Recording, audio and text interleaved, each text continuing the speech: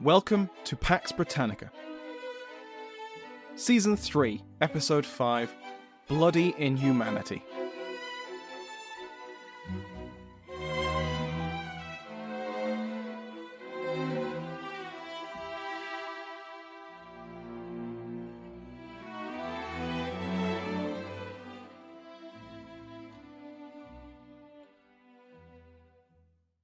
Welcome back to Pax Britannica. I'm your host, Samuel Hume. Before we begin, I'd like to thank the new additions to the House of Lords, the Earl of Osprey, Nitsengeva, and Thomas, Baron Denton. Like all of the patrons, they can now listen to this episode and every other episode ad-free. The new Earl of Osprey can also listen to the bonus content. Go to patreon.com/PaxBritannica to find out more. Last week, we covered the bloody siege and sack of the Irish town of Drogheda. In Oliver Cromwell's first major act of his Irish campaign, his army broke the walls of the coastal town and, furious that the royalist governor had refused to surrender, he ordered the garrison to be slaughtered. Thousands were put to the sword, and many survivors were dispatched to the colony of Barbados as indentured servants. As we heard, there is some debate over the extent of civilian casualties, but at a minimum the parliamentary army must have killed hundreds, and quite possibly many more. Today, Cromwell will follow up the sack of Drogheda, the single largest siege massacre in Irish history, with the sack of Wexford, the second single largest siege massacre in Irish history. As you may recall from last week, one of Cromwell's justifications for ordering the mass execution of Drogheda's defeated garrison was strategic. It was a clear warning to everyone in Ireland that failing to surrender when summoned would be severely punished. So, in the wake of Drogheda, as Cromwell's soldiers spread out and began securing nearby towns and strongholds, they found that the message had been received. The garrisons of both Trim and Dundalk outright fled at the approach of the English. This was despite Ormond's orders to them to burn the towns and fortifications before they left, to prevent them falling into parliamentary hands. Ormond himself wrote to his king, and confessed that it was, quote, "not to be imagined how great the terror that those successes and the power of the rebels have struck into this people." In a follow-up letter, he tells Charles that Cromwell had done, quote, "much more than anything I ever heard of in breach of faith and bloody inhumanity," end quote. Ormond compared the brutality of Cromwell with that of his own men at a castle outside Dublin in July, when they had captured it and its garrison. The rank and file got in first, and yet even without officer supervision, none of the defenders were killed. Ormond repeated in full the horrific testimony of Drogheda's survivors to royalists abroad, but within Ireland he had to tread a fine line. The right dose of details from the sack of Drogheda would surely fire up the royalists with outrage, but too high a dose could lead to panic and break morale. The collapse of Trim and Dundalk were proof of that. With those positions secured for Parliament, the way into Ulster was now clear, and Cromwell dispatched Colonel Robert Venables, who had captured Dundalk, into the province to conquer it for Parliament and reinforce Charles Coote. In the meantime, Coote captured Coleraine and, in an act that even Lipscomb regards as a war crime, massacred the royalist garrison after Protestant citizens opened the gates. On the 21st, assisted by a naval barrage from the anchored fleet, Venables captured Carlingford, and then took Newry the next day. On the 30th of September, Belfast surrendered without a fight. Coote and Venables would then link up and spend the rest of the year hammering Monroe's Scots and Ulster royalists. Ulster would be almost entirely under parliamentary control by the end of the year.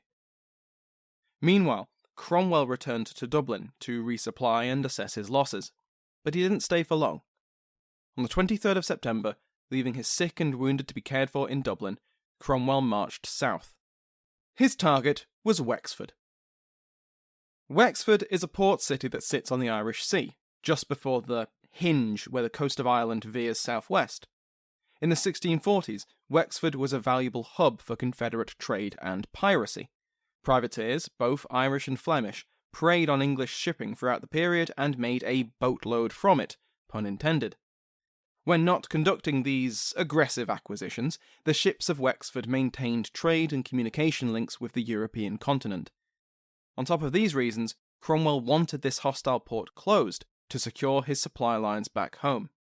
Over 8 days of marching, the army took a number of castles and towns which surrendered without a fight. No one wanted to be the next Drogheda. These included Enniscorthy, Arklow, and Ferns. The 11,000-strong army was well supplied. The navy shadowed the force, with provisions shipped ashore when needed, and local Irish took Cromwell up on his proclamation and arrived with goods to sell. Other locals met Cromwell's army with less friendly intentions. Royalist skirmishers harassed the column along its march, striking quickly and then disappearing into the hills of Wicklow and County Wexford. On one occasion, a force raided the parliamentary camp and stole a bunch of horses, including Cromwell's own battle mount. The leader of the raid, Christopher O'Toole, was offered £100 by Cromwell, through his father, to return it, but O'Toole preferred to keep the white stallion as a souvenir. Obviously, Cromwell would have replaced his horse, but I think it's funnier to imagine him stubbornly refusing to ride anything else, and instead spending the rest of his campaign stomping around Ireland on foot. He'd probably see it as Providence, God's judgment that he needed more exercise. On the 1st of October, Cromwell arrived, on foot perhaps, at the walls of Wexford. He'd swung west of Wexford, crossing the river Slaney and then coming at the port from the south. Wexford Harbour is well protected by 2 opposing capes, Rosslare in the south and Raven Point in the north. At Rosslare sat a fort, appropriately named Rosslare Fort, and Cromwell dispatched Micheál Jones at the head of a force of dragoons to take it. Once again, the defenders abandoned their position before Jones even arrived, but because of the geography, at the end of a narrow spit of land which Jones was riding up, their escape had to be by sea. Unfortunately, Cromwell's naval support was just offshore, waiting to drop off his artillery, and a frigate easily caught them on the water and captured the garrison. The rest of the fleet then sailed into Wexford Harbour, unmolested by the artillery fort that was now in Jones's hands. Cromwell received his delivery of artillery and began establishing his siege works. But Wexford did not open its gates, although not from lack of trying. A plot by some citizens to surrender the town, to avoid Drogheda's fate, was foiled by the garrison. Reinforced by 1,500 men sent by Ormond, Wexford was well defended. 20-foot-high walls, supported by an earth bank, surrounded the town. Its harbour was protected by Fort Rosslare, usually, and Cromwell could not complete his cordon, so reinforcements and supplies freely crossed the River Slaney at the north by ferry. On the 3rd of October, Cromwell summoned the governor to surrender. He offered fairly generous terms, and it seems like Cromwell's aim went beyond the usual hope to avoid a prolonged siege or bloody storm. With winter approaching, Wexford would be a great place to set up his winter quarters, close enough to Munster and his future campaigns, and easily supplied by sea. To this end, his terms included the disarming and release of the garrison, the imprisonment of its officers, and Cromwell's guarantee that the town would not be plundered. But as eager as many of Wexford's civilian leaders were to agree to these terms, their military governor was not. That governor was the Anglo-Irish Catholic colonel David Sinnott, who, like Aston at Drogheda, had been parachuted in with reinforcements by Ormond, who suspected, rightly, that Wexford citizens would favour surrender. Sinnott replied to Cromwell's demand to surrender, and responded that he would be open to a negotiated surrender. He demanded that all hostilities cease while negotiations were underway, and his first terms included the continued exercise of Catholicism within the city and the security of the property of the townspeople, which included a lot of suspiciously obtained goods. Sinnott was playing for time while Cromwell's enemies reacted. Ormond soon arrived nearby at New Ross with his forces, and O'Neill was finally en route. A vanguard of 2,000 men soon arrived at Ormond's camp. Cromwell had chosen a poor spot to set up his camp. When it started raining, his camp flooded. Dysentery flourished, and hundreds of men came down with the bloody flux. It looked like General Rain would be Ormond's best commander, and that the strategy of delay and attrition was working.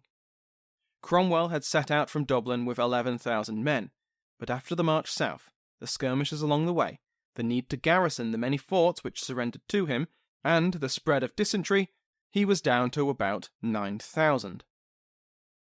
Now, of course, Cromwell suspected Sinnott's real intentions, and so he refused to halt his siege works. and famously responded that, "Our tents are not so good a covering as your houses." This was while he was perhaps standing in ankle-deep swamp water, still piously refusing to replace his horse. Throughout the following week, Sinnott was reinforced and resupplied by ferry, while Cromwell repositioned his camp to a drier spot and prepared his artillery to fire. At one point, Ormond showed up at the north bank of Wexford harbour at the head of 1,800 cavalry in a show of force. Cromwell was not impressed and sent Jones to challenge Ormond, who promptly ran away. Like I mentioned last week, the New Model Army's cavalry was famously good, and Ormond didn't fancy his chances. On the 10th of October, frustrated and out of patience with Sinnott's delaying tactics, Cromwell's cannons opened fire and began to open 2 breaches in the walls. Soon enough, word reached Cromwell that Sinnott was keen to reopen talks. In Cromwell's words, the governor's stomach fell down. Sinnott asked to send 4 representatives to Cromwell to discuss the surrender of Wexford. Now, I've read conflicting accounts about what followed. Some cast no blame on Sinnott and believe this latest round of talks was a genuine attempt to end the siege without bloodshed, and that he just ran out of time. Others suggest that after implying or stating that he accepted Cromwell's earlier terms, Sinnott's representatives arrived and presented demands for further concessions, including the free withdrawal of the garrison with their weapons, and that the merchants of Wexford, or were they privateers, be permitted to sail their ships and suspiciously acquired goods away. In this reading of events, Cromwell refused to accept these new terms, and the talks stalled. It is possible, and even likely, that if an agreement had been reached now, Cromwell would have followed it to the letter. He had in the past, and he would in the future, even in Ireland. But an agreement wouldn't be made in time. Because there was Wexford Town and Wexford Castle which sat alongside it, and though Wexford Town was under the command of Sinnott, Wexford Castle was governed by one Captain Stafford, and he came to his own agreement with the parliamentarians. He'd been kept informed about the negotiations and how they seemed to have stalled, and he watched from his castle walls as the town walls began to crumble, and he decided he didn't fancy getting himself and his men killed. Whatever his reasons, he came to terms with Cromwell's officers and opened the castle gates. Cromwell's soldiers then rushed inside, up onto the walls, and ominously turned the castle's artillery towards the town. Now, this would have made defending the town walls much more difficult, but there wouldn't be a defence. Because as soon as the town's garrison saw parliamentary troops up on the castle walls, they panicked and ran. Then it was the turn of parliamentary troops to notice that something interesting had happened on the walls, which was mainly that they were basically empty of defenders. And, without orders from Cromwell or his direct subordinates, the soldiers rushed the walls with their ladders, climbed up, and took control without any real resistance. And just like that, Wexford had fallen. So far, so relatively bloodless. That quickly changed. Many of the retreating soldiers rallied in the marketplace, and that doomed them. The New Model Army vastly outnumbered the defenders, and without the walls as a force multiplier, the garrison, after putting up what Cromwell calls stiff resistance, broke, and they were massacred. The besiegers swept through the town, killing many soldiers and civilians. We have to assume that Wexford's clergy was especially targeted by the rampaging soldiers. A later petition from Wexford reported that all the men, women, and children of the town, except, quote, "to the very few," had been killed by Cromwell's men.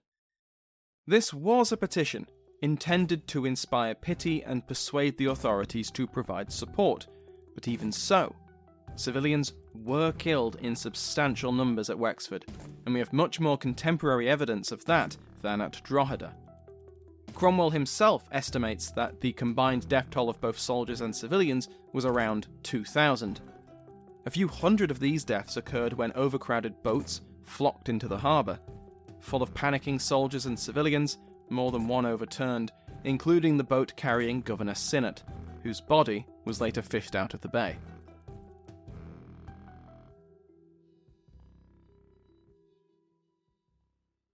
Cromwell didn't give the order for the assault or the massacre, and he seems to have lost control over the famously well-disciplined New Model Army. This is interesting for a few reasons. Firstly, it shows that the line officers who noticed the empty walls and gave the orders to charge had enough initiative and confidence to do so without orders from above. Secondly, the massacre by the soldiers, as at Drogheda, displays the cultural and religious hatred present in the ranks of Parliament's army. Unlike Drogheda, which was fairly mixed between the various groups in Ireland, Wexford was very much a Catholic town, and a Catholic town famed for hosting pirates who raided English shipping. None of that boded well for the population when the army broke in, without being restricted by their officers under terms of surrender. And thirdly, Cromwell lost control of his army. That was itself noteworthy, and it is sometimes used to excuse Cromwell from blame for Wexford in a way that simply isn't possible for Drogheda. But as Micheál Siochrú, among others, have argued, Cromwell was still the overall commander. The buck stopped with him. His army, acting without orders, was his responsibility. But besides that, there's no evidence that Cromwell or his subordinates actively attempted to restrain the soldiers once they got into Wexford. He was surprised that his men had seized the initiative and taken the walls, and that's fair enough. But once they got inside and began fighting the rallied garrison, and especially once the civilian population began to be targeted and the town deliberately sacked, there's little evidence I've seen that Cromwell even tried to get a handle on things. Put another way, he doesn't seem to have ordered the killings as he did at Drogheda, but he seems to have done nothing to stop them either. The capture of Wexford provided the parliamentarian campaign with another port for supplies, naval basing, and communication. They captured many Irish ships at anchor, along with all their goods, ill-gotten and otherwise, and between 70 and 100 pieces of artillery were taken from the walls and the ships. However, the sack ruined Cromwell's plan to use the town as his winter quarters, and so he would have to look elsewhere. He looked at New Ross, another town about 21 miles or 35 kilometres west of Wexford. Cromwell released 2 officers captured at Wexford and sent them on ahead. When they arrived, they could testify to the danger of not surrendering quickly to Cromwell. The population of New Ross was firmly on the side of surrender, and the governor, Lucas Taaffe, sent word to Ormond. He needed support now, or he would have to surrender. Ormond, who had withdrawn back to Kilkenny after the loss of Wexford, promised him support, but when Cromwell arrived at the walls, he summoned Taaffe to surrender. Once again, he claimed that he, quote, endeavoured to avoid the effusion of blood. Drogheda and Wexford had suffered, quote, through their own willfulness. When Taaffe did not immediately surrender, Cromwell ordered his artillery to fire on the walls, and on the morning of the 19th of October, a breach was made. Taaffe immediately surrendered the town, and Cromwell gave very generous terms. The garrison was permitted to leave with their weapons and baggage, and the civilian population was guaranteed protection. However, when it came to religion, Cromwell was clear. Writing to Taaffe, he said, quote, if by liberty of conscience you mean a liberty to exercise mass, I judge it best to plain dealing, and to let you know where the Parliament of England have power, that will not be allowed. End quote. No one would be forced to attend Protestant services. Cromwell was firm in his belief in independency, but that did not mean that Catholicism would be permitted free practice. But Taaffe accepted the terms and withdrew his men, and New Ross was spared. The losses of Wexford and now New Ross devastated Ormond's authority. It didn't help that Taaffe insisted to everyone that Ormond had given him permission to surrender. Ormond will face continued attack from his own side, and hemorrhaged Protestant troops like at New Ross, because not all of Taaffe's soldiers left with him. 500 Protestant royalists stayed behind and defected to Cromwell. Cromwell also received word that 5,000 reinforcements, as well as new supplies, were on the way from England. This was great news for Cromwell, who had, despite his successes, been suffering from Ormond's strategy of attrition. He received further good news, that Prince Rupert's fleet, blockaded in Kinsale Harbour since spring, broke through the parliamentarian cordon and sailed to Portugal. A deal had been struck with King João IV, and the royalist fleet would find refuge in Tagus estuary. It would have been better if the fleet had been destroyed or captured, but their flight, along with the capture of Wexford, meant that the royalist presence in the Irish Sea was now down to a handful of Irish privateers based in smaller Irish ports, or continental havens like Dunkirk. In October, Ireland saw the return of Lord Broghill, the Munster Protestant who had been such a pain in the neck for Lord Inchiquin even when they were both on the same side. Next week, we will see how Broghill will help turn the trickle of defections into a torrent, as the Royalist coalition begins to shatter. Thank you to my House of Lords, including but not limited to the King's favourite Mike Sanders, the Duke of Bracewell, David Braswell, the Marquess of Argyll, Bruce Simmons, and the Earl of Waldegrave, David Cardena. Remember that you can join the mailing list to be notified about new episodes and news about the show by going to the link in the description. Thank you to Sounds Like an Earful for the interval music in today's episode, to my entire House of Lords, and to you for listening.